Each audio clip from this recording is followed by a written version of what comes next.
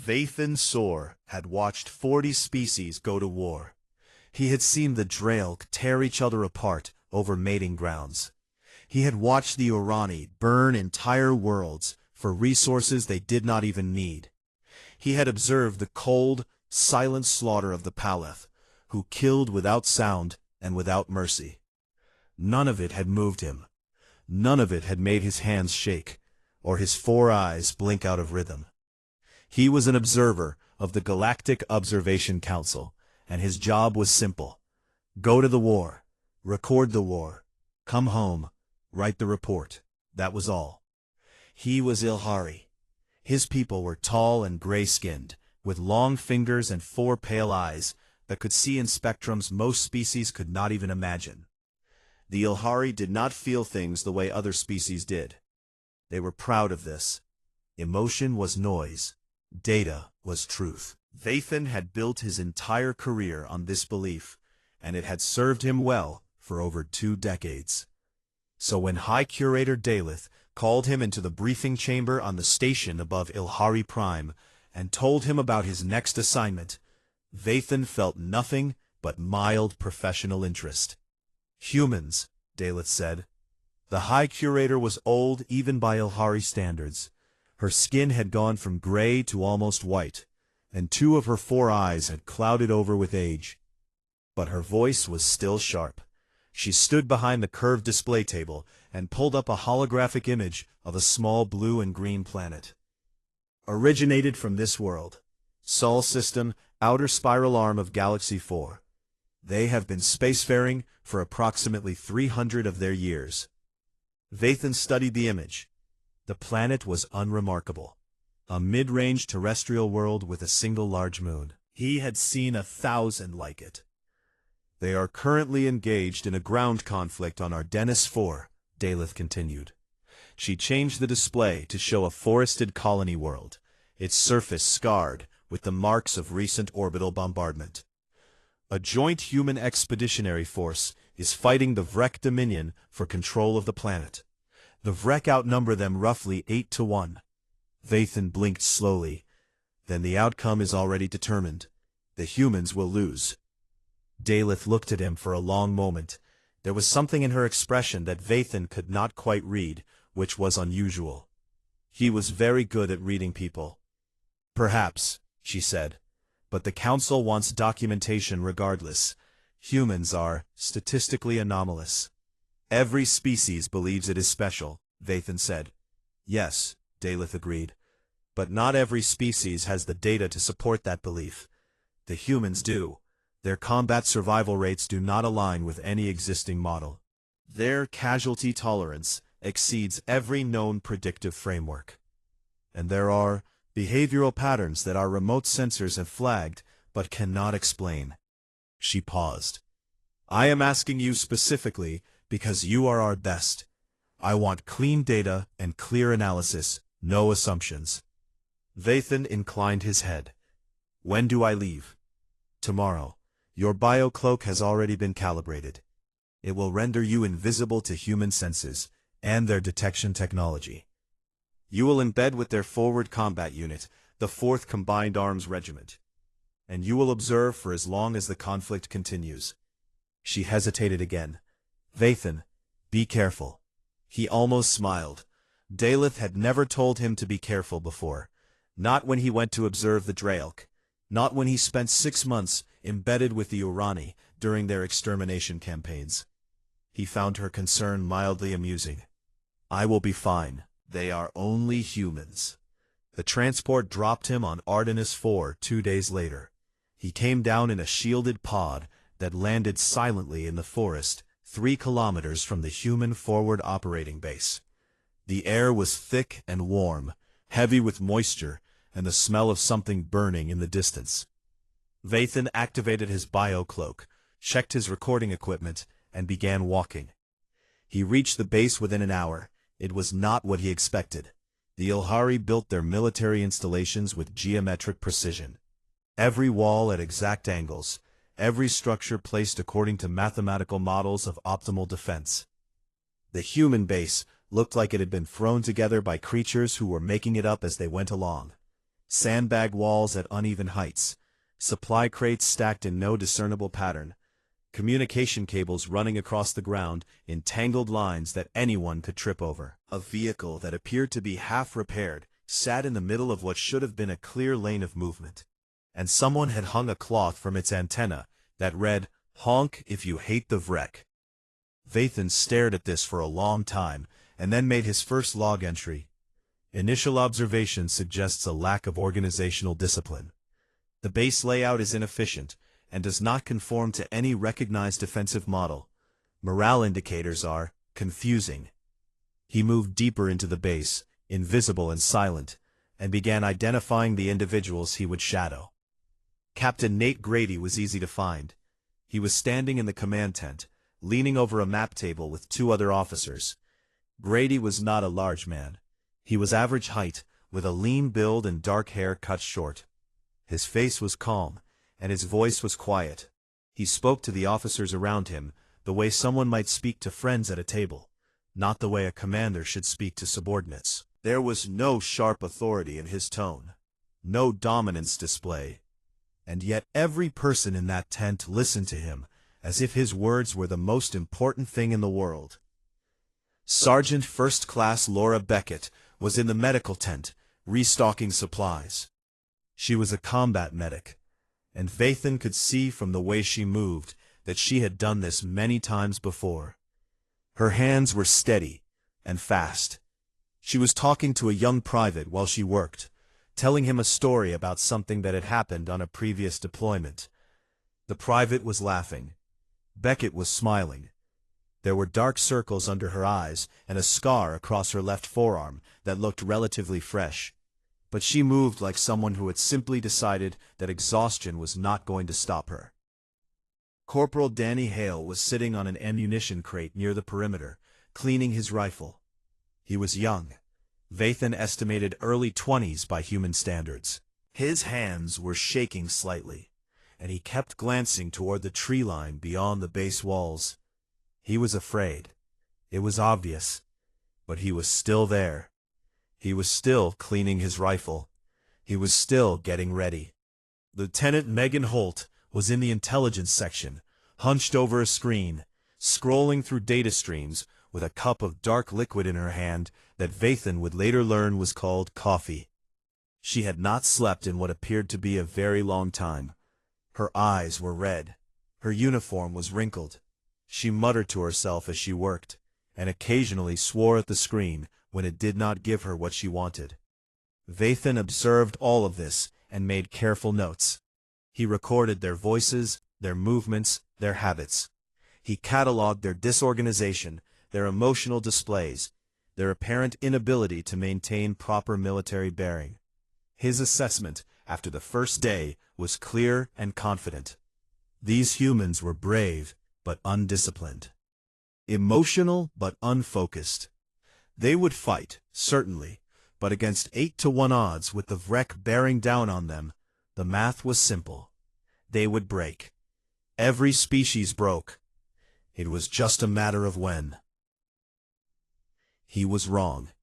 He was so completely and utterly wrong that it would take him weeks to understand just how wrong he had been.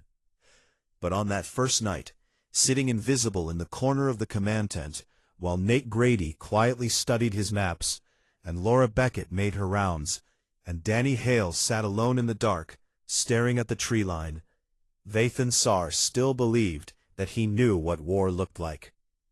He did not. The wreck came on the third morning. Vathan heard them before he saw them. A deep vibration through the ground, like the heartbeat of something massive buried beneath the soil. Then the sound of trees cracking and falling, hundreds of them, pushed aside by the sheer mass of bodies moving through the forest. He had seen wreck before in archived footage, but nothing had prepared him for the reality of it. They poured out of the tree line in a living wave, thousands of them. Each one stood over 2 meters tall, covered in thick biological armor that was dark brown and segmented, like the shell of a beetle. Their limbs ended in bladed points. Their mouths were vertical slits, filled with rows of grinding teeth. They moved fast, far faster than something that size and weight should have been able to move, and they moved together in perfect synchronized patterns, driven by the chemical signals of their hive command structure. Vathan's first instinct was to calculate. He had done this for every battle he had ever observed. He counted the Vrek, estimated their rate of advance, measured the human defensive line, and ran the numbers in his head. The answer was immediate and absolute. The humans could not hold. The perimeter was too thin, the Vrek too many. The logical outcome was a fighting retreat at best, a complete rout at worst. He positioned himself on a raised platform near the command tent, recorder running, and waited for the humans to realize what he already knew. Instead, he heard Nate Grady's voice come over the communication channel. It was calm. Impossibly, absurdly calm. "All units, this is Grady. They are coming in from the north and northeast. I need 2nd and 3rd platoon to shift right and fill the gap by the river. Weapons teams, hold fire until they are inside 200 meters. We let them come to us. Nobody fires until I say. And hey, keep your heads down. We have been through worse." They had not been through worse. Vathan knew this. The intelligence data made it very clear that the 4th Combined Arms Regiment had never faced a full-scale Vrek swarm assault. Grady was lying, and every single human on that channel knew he was lying. And somehow, impossibly, it helped. Vathan could see it in the way they moved, the way shoulders straightened and grips tightened on weapons. The lie was not meant to deceive.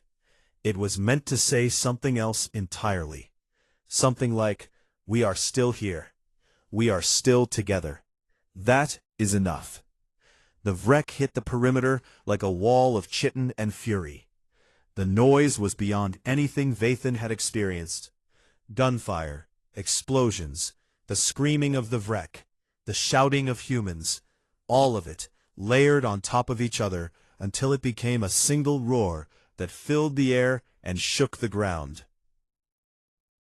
Vathan's recording equipment registered sound levels that would have caused permanent hearing damage to an Ilhari. The humans fought in it like it was normal. He watched the first line of defense engage. The humans fired in coordinated bursts, not wasting ammunition, targeting the joints and eye clusters of the Vrek, where the armor was thinnest. They had studied the enemy. They knew where to hit. But the Vrek kept coming, climbing over the bodies of their own dead, and the line began to buckle. Then something happened that Vathan had never seen in 40 observations of 40 different species at war. The line buckled, but it did not break. Where one soldier fell, another moved to fill the gap. Not because they were ordered to, not because some hive signal compelled them. They just did it. A private whose name Vathan did not know saw a gap in the wall, left his own position, and ran 20 meters through open fire to fill it. He was hit twice on the way there, and kept running. He reached the gap, dropped to one knee, and started firing. When asked later why he had done it, he said he saw that his buddy needed help. His buddy. Vathan wrote the word down and underlined it. He did not fully understand what it meant yet. On the eastern side of the perimeter, a section of the wall collapsed under the weight of Vrek bodies. The creatures poured through, bladed limbs slashing. Sergeant Laura Beckett was in the medical tent 50 meters behind the breach when it happened. She heard the screaming, grabbed her sidearm, and ran toward the sound. Not away from it, toward it. A combat medic whose primary job was to save lives ran directly into the most dangerous part of the battle. She found Private Kyle Marsh pinned under a section of collapsed wall, a Vrek standing over him with its bladed arm raised. Beckett shot the creature twice in its eye cluster, kicked its body aside, and pulled Marsh free. He was badly hurt. His leg was broken, and he had shrapnel wounds across his chest. He was too heavy for Beckett to carry under normal circumstances. She carried him anyway. 200 meters. That was how far Beckett had to go to reach the secondary medical position. 200 meters of open ground, with wreck fire and human crossfire cutting through the air in every direction. Vathan watched her through his recorder, expecting her to go down at any moment. Halfway across, a shard round hit her in the left shoulder. It punched through her body armor and buried itself in the muscle. She stumbled. She did not fall. She adjusted Marsh's weight on her back, gritted her teeth, and kept moving. One step after another, bleeding from the shoulder, carrying a man who outweighed her by 30 kilograms, through the worst killing ground Vathan had ever seen.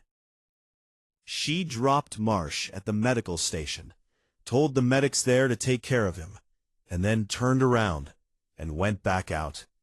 Vathan's hands were trembling when he recorded his notes about this. He told himself it was the vibration from the explosions. On the western perimeter, Corporal Danny Hale was having the worst day of his young life. When the first wave hit, he froze. His body simply stopped responding. His rifle was in his hands, and his finger was on the trigger, and he could not make himself pull it. The wreck were coming over the wall, and the soldier next to him was firing and screaming at him to shoot. And Danny Hale stood there like a statue made of fear. Then the soldier next to him went down. A wreck blade caught him across the chest, and he fell without a sound. His rifle clattered to the ground, and something inside Danny Hale changed. It was not courage, not exactly. It was something older and simpler than courage. The man next to him was down, and someone needed to do something, and there was no one else. Danny picked up the fallen rifle in his left hand. He held his own in his right, and he stepped into the gap. For 11 minutes, Danny Hale held that section of wall alone. He fired both weapons, alternating between them, burning through magazines and reloading with hands that were shaking so badly he dropped rounds on the ground. He was crying the entire time, tears running down his face, snot on his upper lip, a sound coming out of his throat that was somewhere between a scream and a sob. And he did not stop firing. He did not take a single step backward. When the reinforcements finally reached him, he had 17 confirmed wreck kills, and he was down to his last magazine.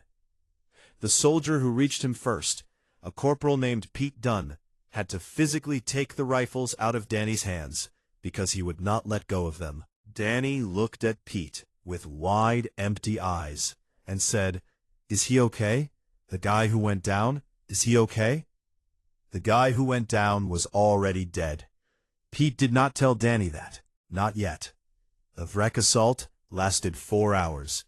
When it was over, the ground in front of the human perimeter was covered in wreck dead, piled so high in places that they formed new walls. The humans had held. Against 8-to-1 odds, against a species built for war, against every tactical model and probability calculation that Vathan had ever learned, they had held. That night, Vathan sat in the corner of the medical tent and watched Laura Beckett get her shoulder wound treated. She was making jokes. The medic working on her was laughing. Kyle Marsh was on a cot nearby, his leg in a splint, and he was trying to thank her, and she kept telling him to shut up and rest. In the next tent over, Danny Hale sat alone on his cot, staring at his hands. Captain Grady came in, sat down next to him without saying a word, and stayed there for an hour. He did not offer advice. He did not give a speech. He just sat there. And slowly, very slowly, Danny's hands stopped shaking. Vathan made his log entry for the day. It took him a long time to find the right words. In the end, he wrote only this: "They should have broken. Every model says they should have broken. They did not break. I do not understand why. The word they use is unprecedented, but I am beginning to think that word is not large enough." He paused, and then added one more line. "I am no longer confident in my initial assessment." The days after the first assault were worse than the assault itself. Not because of the fighting, though there was plenty of that. Small Vrek raiding parties hit the perimeter every few hours, probing for weaknesses, dragging away the dead of both sides. The humans repelled each one, but each skirmish cost them ammunition they could not replace, and energy they did not have. The real problem was the siege. The Vrek had destroyed the orbital relay station on the second day, cutting the regiment off from their fleet above. No communications, no resupply, no air support, no evacuation. The humans were alone on Ardennis IV, with whatever they had in their base, and what they had was not enough. Food was rationed to 1 meal a day. Water was collected from a stream inside the perimeter that tasted like mud and chemicals. Beckett started reusing bandages after sterilizing them over open flames, and she made it clear to everyone that if they got themselves hurt doing something stupid, she would treat them and then personally make their lives miserable. Vathan watched all of this with growing confusion. He had seen sieges before. He knew the pattern. First came the rationing, then came the fear, then came the blame, then came the fractures, the arguments, the breakdown of unit cohesion, then came the surrender or the rout. It was predictable. It was mathematical. The humans did not follow the pattern. They were afraid. He could see it in every face. They were exhausted and hungry, and some of them were wounded, and all of them knew that the Vrek could overrun them at any time. But instead of fracturing, they pulled closer together. Soldiers who barely knew each other shared their food. A private named Rick Soto gave his last clean pair of socks to another private whose feet were blistered raw from days of standing in wet boots. When asked why, Soto shrugged and said his feet were already messed up anyway, so what was the difference? Vathan recorded this exchange and spent an hour trying to understand the logic of it. There was no logic. That was the point, and that was what frightened him. Lieutenant Megan Holt was the first one to give them hope, though it nearly killed her to do it. Holt had been working on the Vrek communication signals since before the siege began. The Vrek used a complex system of chemical and electromagnetic pulses to coordinate their forces, and no species in the known galaxy had ever managed to decode it in real time. The data was too dense, the patterns too alien, every known algorithm failed. Holt knew this. She tried anyway. She set up her equipment in a corner of the command tent, and she did not leave it. Vathan watched her work for 36 straight hours without sleep. She ran decryption models, failed, adjusted, ran them again, failed again, adjusted again. She drank cup after cup of coffee until her hands trembled from the caffeine. Her eyes were so red they looked painful. At one point, Grady came in and told her to sleep. She looked at him and said very quietly, "If I sleep, people die. I will sleep when this is done."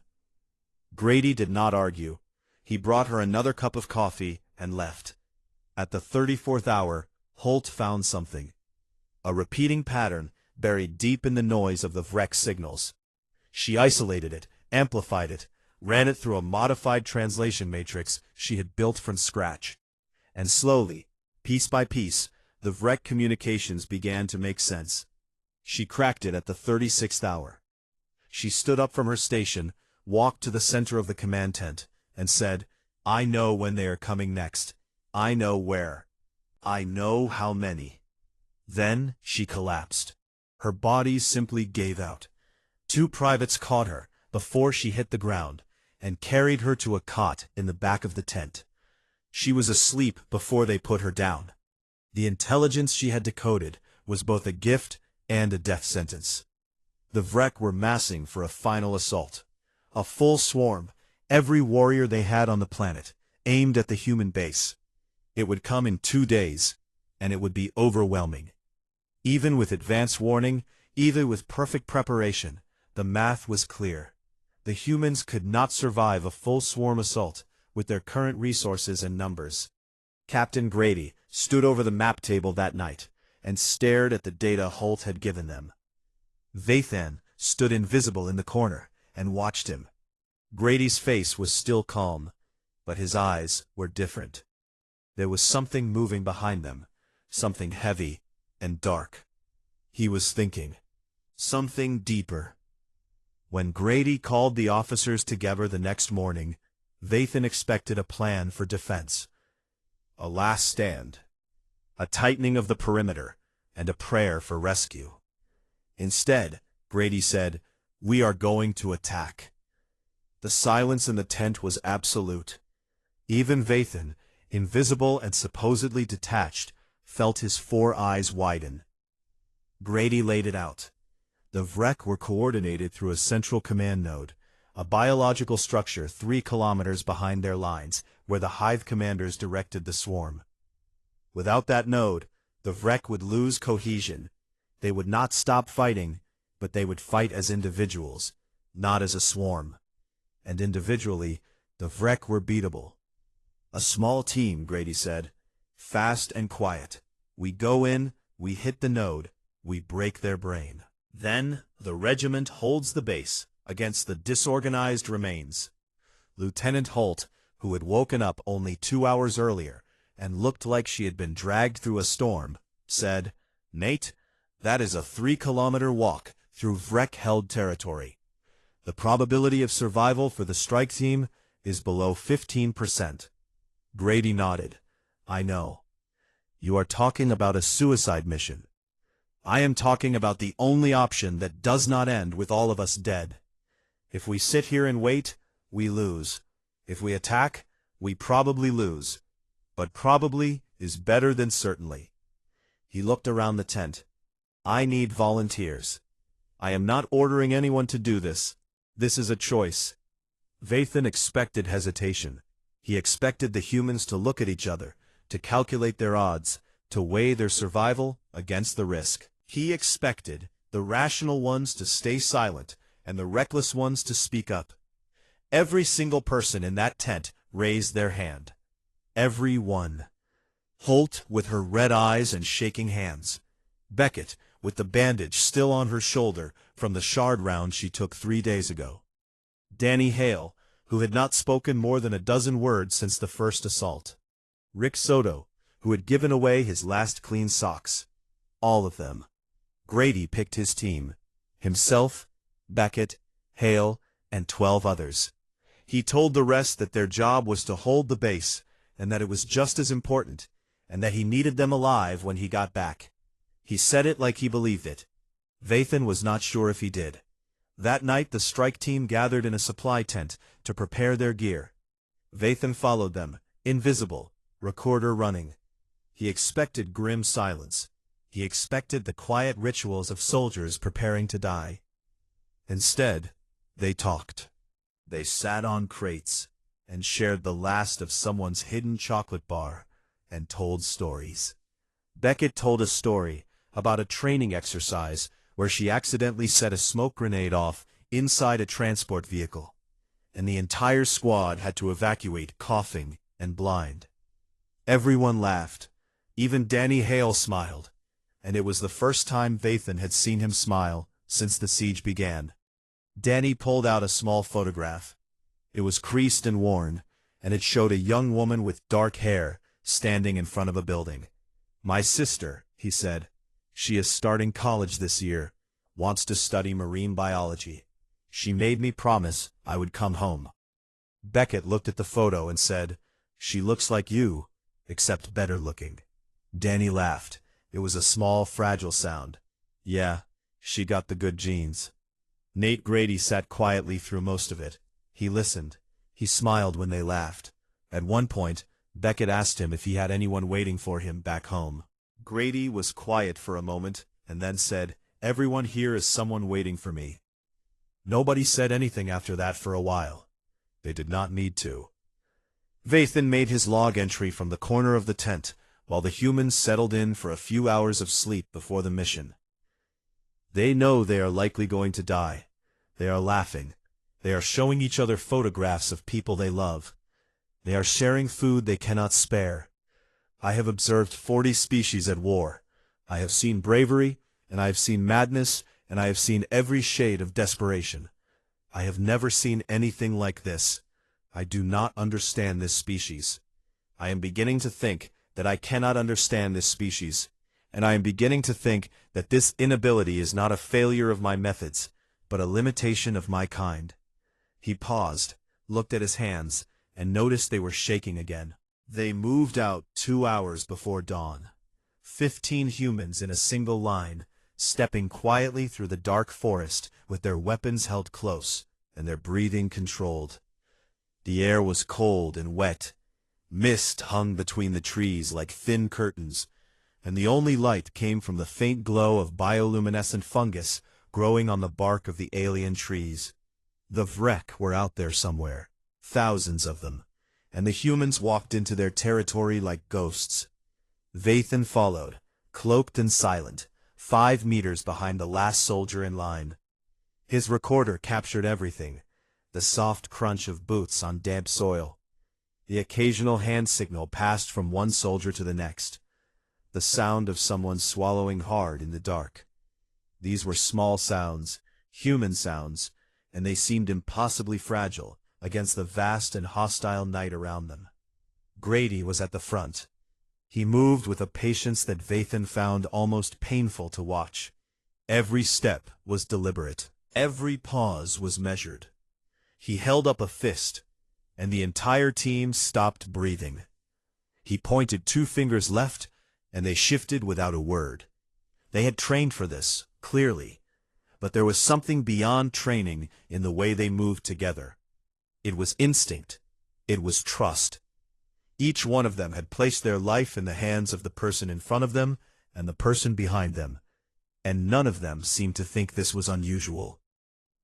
They covered the first kilometer without contact. The second kilometer was harder. The forest thickened, and the ground sloped upward, and Vathan's sensors began picking up Vrek biosignatures in growing numbers. The creatures were close. Some were sleeping in shallow burrows dug into the hillside, their armored bodies half buried in earth, their vertical mouths twitching as they processed chemical signals from the hive mind. The humans moved past them like shadows, stepping around them with care that bordered on tenderness, as if they were trying not to disturb sleeping animals. Then it all went wrong. At the 2-kilometer mark, a Vrek patrol came around a ridge and walked directly into the tail end of the human column. There was a single frozen moment where human and Vrek stared at each other across 3 meters of dark forest, and then everything exploded. The Vrek screeched, a high-frequency sound that carried through the forest and woke every sleeping warrior within half a kilometer. The rear soldier, a private named Tony Garza, fired first, dropping 2 of the patrol before they could charge. But the sound of his rifle echoed through the trees, and suddenly the forest was alive with movement. Vrek were rising from their burrows, shaking dirt from their armor, turning their bladed limbs toward the sound. Grady did not hesitate.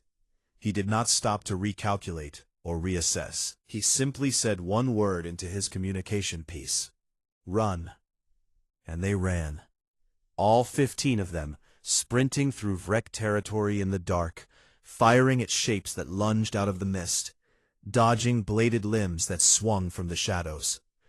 The careful stealth mission became a desperate charge, and the last kilometer to the Vrek command node turned into the longest and most violent stretch of ground Vathan had ever witnessed. Beckett took point. She was faster than she had any right to be, especially with a shoulder wound that was barely a week old. She ran at the front of the group with her rifle up, and when a Vrek warrior stepped out from behind a fallen tree directly in her path, she did not slow down. She shot it in the eye cluster at close range, vaulted over its falling body, and kept moving. When her rifle jammed 200 meters later, she drew her sidearm without breaking stride and cleared 2 more Vrek from a narrow passage between rock formations. Her movements were fast, brutal, and precise, and Vathan realized he was watching someone who had been in enough combat, that violence had become a kind of language she spoke fluently. Behind her, the team was taking fire from all sides. The Vrek were not organized, not yet, The surprise had disrupted their chemical signaling, and they were attacking as individuals rather than as a swarm. But individuals were still dangerous. A Vrek warrior slammed into a soldier named Chris Page from the side, knocking him off his feet. The bladed arm came down and caught Page across the ribs, cutting through his armor. He screamed. Danny Hale was beside him in an instant, firing point-blank into the Vrek's body until it stopped moving, then grabbing Page by the collar and dragging him forward. "Get up," Danny said. His voice was steady. It was not the voice of the terrified young man who had frozen during the first assault. Something had changed in him during those 11 minutes on the wall. Something that had hardened and settled into place. "Get up, Chris. We are not stopping." Page got up. He pressed one hand against his bleeding ribs and ran. Another soldier went down, then another. The Vrek were converging from every direction, drawn by the noise and the chemical alarms spreading through the forest. Grady kept the team moving, kept them together, kept calling out directions in that impossibly calm voice. "Left, right, over the ridge, through the gap. Keep moving. Do not stop." A Vrek dropped from a tree onto a soldier named Sam Ortiz. The weight of it drove him to the ground, and he felt something in his back give way with a sickening crack. The Vrek raised its blade to finish him, and Danny Hale shot it from 10 meters away, a single clean round through the head. Sam tried to stand and could not. His legs were not working.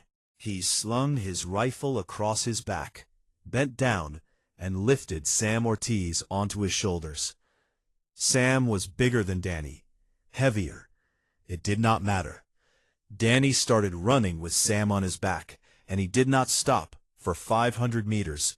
Not when his legs burned, not when his lungs screamed, not when Vrek shard rounds cut the air around his head. He carried his friend through hell, and he did not set him down until they reached the base of the ridge where the command node sat.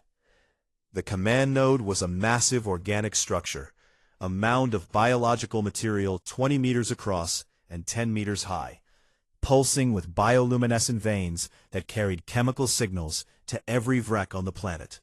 It was the brain of the swarm, and standing between the humans and the node were 2 Vrek hive commanders, creatures twice the size of regular warriors, their armor thicker, their blades longer, their 4 eyes burning with an intelligence that regular Vrek did not possess. They had lost 4 soldiers getting here. 11 remained, several of them wounded. They were low on ammunition. They were exhausted, and they were facing the most dangerous creatures the Vrek had to offer. Grady looked at the hive commanders and then looked at his team. He said, "Beckett, take the team and set charges on the node. I will deal with these 2. Beckett stared at him. "Nate, you cannot fight 2 hive commanders alone." "I am not asking for a vote. Go." Beckett went. She took the team and circled around the node, and behind her she heard the sound of Nate Grady charging 2 creatures that outweighed him by a factor of 5. Vathan watched it. Grady fought like nothing Vathan had ever recorded. He was outmatched in every physical measure. Slower, smaller, weaker, softer. The hive commanders were biological war machines, evolved over millions of years for exactly this kind of combat. And Grady was a human being with a rifle and a knife, and something inside him that refused to accept the mathematics of the situation. He killed the first hive commander by shooting out its knee joints, and then driving his combat knife into the gap between its head plates while it was down. The second one caught him across the chest with a bladed arm, and sent him flying 3 meters into a tree. He hit the trunk hard enough to crack it. He got up. He was bleeding from his chest, from his head, from a dozen places. He could barely stand, and he got up and went back in. He killed the second commander by jamming a grenade into its open mouth and throwing himself clear of the blast. The explosion knocked him off his feet and left him lying on his back in the dirt, staring up at the dark sky, breathing in short, painful gasps. Beckett's charges went off 30 seconds later. The command node erupted in a column of blue-green fire that lit up the forest for a kilometer in every direction. The bioluminescent veins went dark. Across Ardennes 4, every Vrek warrior stopped moving at the same instant, frozen as the chemical signals that coordinated them vanished. Then they began moving again, but differently. Confused, uncoordinated, individual. The swarm was broken. Back at the base, the regiment held. The Vrek attack came as scheduled, but without the hive mind guiding them, it was chaos. The humans cut them apart. Of the 15 who went out, 11 came back. Tony Garza did not come back. Chris Page did not come back. They were left in the forest because there was no time to carry them.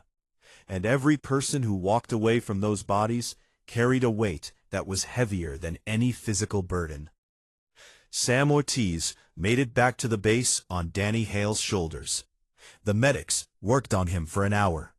His spine was damaged. The internal bleeding was too severe. There was nothing they could do with the supplies they had left. Sam died at sunset.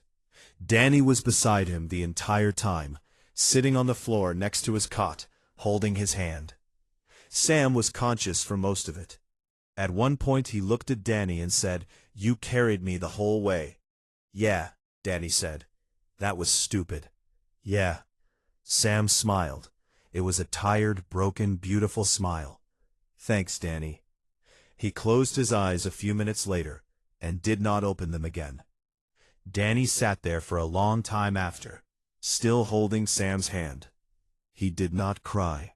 He just sat there in the growing dark, while the sounds of the base settling in for the night moved around him like a world that kept going, even when it should not have. Vathan watched from across the tent. His recorder was running. His hands were shaking so badly that the image wobbled. He turned the recorder off and stood there in the dark, invisible, silent. And for the first time in his career as an observer, he did not know what to write. He did not make a log entry that night.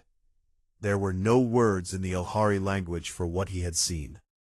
The transport back to Ilhari Prime took 9 days. Vathan spent most of it alone in his quarters, staring at the wall, playing back recordings he had already watched 100 times. Laura Beckett, running across open ground with a man on her back and a shard round in her shoulder. Danny Hale holding a dead man's hand in a dark tent. Nate Grady standing up after being thrown into a tree, bleeding from everywhere, going back in. The sound of 15 humans laughing the night before a mission that most of them would not survive. He played the recordings, and he stopped them, and he played them again, and each time he watched, he understood less. Not because the data was unclear, the data was perfect. Every frame, every biometric reading, every tactical measurement was clean and precise. The problem was that the data did not explain anything. It told him what the humans did, but it could not tell him why. And for the first time in his career, Vathan realized that the why was the only thing that mattered. He tried to write his report during the journey.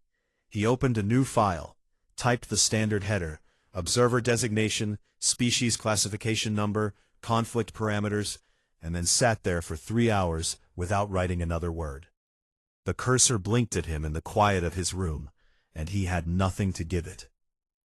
On the 7th day of the journey, he received a message from High Curator Daleth. It was brief. The council was convening to hear his report. All senior representatives would be present. They expected a full tactical analysis and a species classification recommendation.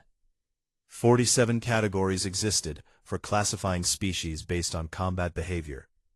Vathan had used every single one of them over his career. The council expected him to pick one for the humans. He read the message, closed it, and went back to staring at the wall. The council chamber on Ilhari Prime was a vast circular room carved from pale stone, with tiered seating rising in concentric rings around a central platform. The ceiling was high and vaulted. designed to make the speaker at the center feel small. It worked. Representatives from dozens of elder species sat in their designated sections. The Palith, tall and skeletal and absolutely still. The Urani, broad and dark-furred, shifting restlessly in their seats. The Draelk, coiled in their gravity harnesses, their scaled bodies gleaming under the chamber lights. Others that Vathon recognized, and some that he did not. All of them watching him as he walked to the center platform and set up his display. Daleth sat in the high curator's position directly above him, her 4 clouded eyes fixed on his face. She did not smile. She did not nod. She simply waited. Vathon began. He showed them the footage. The first Vrek assault, the wall of armored bodies pouring from the tree line, the sound of gunfire and screaming. He showed them the humans holding the line when every model said they should have broken. He showed them Beckett's run across the open ground. He showed them Danny Hale standing alone in the gap with 2 rifles and tears on his face. He showed them the tactical data, the force ratios, the ammunition counts, the casualty figures. The chamber was silent. The elder species watched with the detached interest of civilizations that had seen war 1,000 times and believed they understood it completely. Then Vathon showed them the night before the assault. The strike team sitting in the supply tent, sharing chocolate and telling stories. Danny Hale showing the photograph of his sister. Grady saying that everyone here was someone waiting for him. Laughter in a room full of people who knew they were going to die. The silence in the chamber changed. It was no longer the silence of detachment. It was the silence of something Vathon did not have a word for. Something that moved through the room like a cold wind. He showed them the assault itself. The 3-kilometer charge through Vrek territory. Beckett clearing the path. Danny carrying Sam on his back. Grady fighting 2 hive commanders alone. Getting knocked down, getting up, going back. The command node exploding in blue-green fire. He showed them Sam Ortiz dying at sunset, while Danny held his hand. When the footage ended, Vathon stood in the silence and looked at the faces around him. The Palith, who never showed emotion, had gone very still in a way that was different from their usual stillness. The Urani had stopped shifting.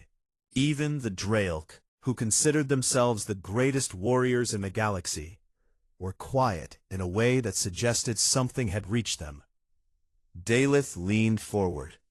Observer Sor, what is your classification recommendation? This was the moment. 47 categories.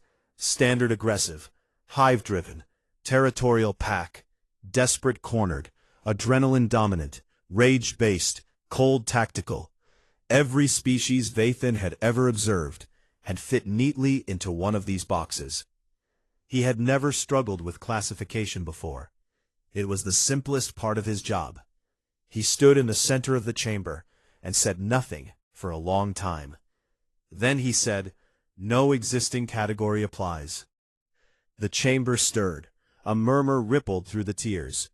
Daleth raised a hand, and the room went quiet again. "Explain," she said.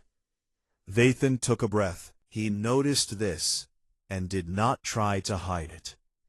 "I have observed 41 species at war," he said. "Every one of them fights for a reason that can be measured. Territory, resources, biological imperative, dominance, survival.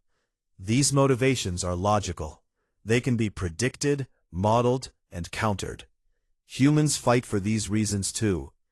But they also fight for something else. Something that I cannot measure, and cannot model, and cannot fit into any category this council has ever created." He paused. His hands were shaking. He held them up so the chamber could see. "These have not stopped since Ardennis IV," he said. "I am Ilhari. We do not shake. Our physiology does not produce this response, and yet my hands have been trembling for weeks.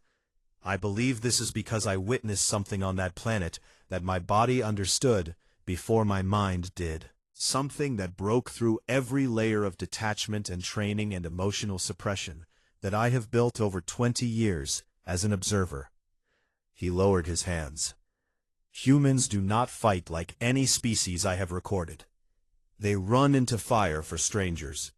They carry their wounded through impossible distances.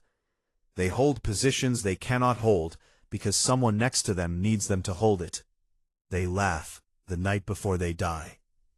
They show each other photographs of the people they love, and they make promises they know they might not keep, and then they walk into the dark anyway. His voice was unsteady now. He did not care. I watched a medic take a round through the shoulder and keep carrying a man she had known for 3 weeks. I watched a boy who was so afraid he could not pull the trigger stand in a gap alone for 11 minutes because the man next to him went down, and someone had to be there. I watched a captain fight 2 creatures 3 times his size with nothing but fury and a refusal to accept that the math said he should lose. And I watched a young soldier sit on the floor of a dark tent and hold his dying friend's hand and say nothing because there was nothing to say. Vathan looked up at Daleth. You asked for my recommendation, High Curator. Here it is. I recommend that the Galactic Council never go to war with humanity. The chamber erupted. Voices overlapped from every tier. The Orani representative demanded to know if Vathan had lost his objectivity. The Draelk representative made a sound that might have been laughter, or might have been something else entirely. Daleth raised her hand again, and the noise subsided slowly. On what basis? She asked. On the basis that they cannot be defeated, Vathan said. They can be killed. They can be destroyed. You can burn their worlds and shatter their fleets and reduce their cities to ash. But you cannot break them. I watched a force outnumbered 8-1 hold a perimeter that should have fallen in the first hour. I watched 15 soldiers walk into almost certain death because it was the only way to protect the people behind them. This is not strategy. This is not biology. This is something else. Something that exists in them at a level so deep that I do not think they fully understand it themselves. They call it different things. Duty, love, brotherhood, stubbornness. But it is all the same thing, and it is the most dangerous force I have ever encountered. He straightened his back. If you go to war with them, you will have to destroy every last one, because they will not surrender, they will not break, they will fight for each other until there is no one left to fight for. And even then, the last one standing will pick up a rifle and keep going. Not because it is logical, not because it is strategic, but because that is what humans do. The chamber was very quiet. Vathan submitted his resignation from the Observer Corps that evening. He walked into Daleth's office, placed the document on her desk, and stood there, waiting for her to argue. She did not argue. She looked at the document, then looked at him, and said, I expected this. You knew, he said, before you sent me. You knew what they were. I suspected, she said. I needed someone who could confirm it, someone whose judgment the council would trust. And now? Daleth was quiet for a moment. And now the council will do what it does. It will debate and deliberate, and eventually it will make a decision. But your report will be in the archives. Your testimony will be on record, and anyone who reads it will think twice. He turned to leave, and then stopped at the door. I do not think I can be an observer anymore, he said. I do not think I can watch things from a distance, and pretend that distance means understanding. The humans taught me that. Not with words. They did not even know I was there. They taught me by being what they are. He left. He walked through the corridors of the station to his quarters, and sat down at his desk and opened his log for the final time. The cursor blinked. The room was quiet. He typed his last entry slowly, choosing each word with the kind of care he used to reserve for data. I was sent to watch humans in combat. I came back as living evidence that there are things in this galaxy that data cannot capture and logic cannot explain. I watched them bleed and break and refuse to stay broken. I have observed 41 species at war. I have never been afraid of any of them. Not because of what they can do, but because of what they are willing to do for each other. The Ilhari believe that emotion is noise, and data is truth. I believed this for 20 years. I was wrong. The truth is not in the numbers. The truth is in a young man sitting on a floor in the dark, holding his friend's hand, saying nothing, because sometimes there is nothing to say, and you stay anyway. That is the truth. And I do not have a category for it. He closed the file. He sat in the silence of his room and looked at his hands. They were still shaking. He did not think they would ever stop.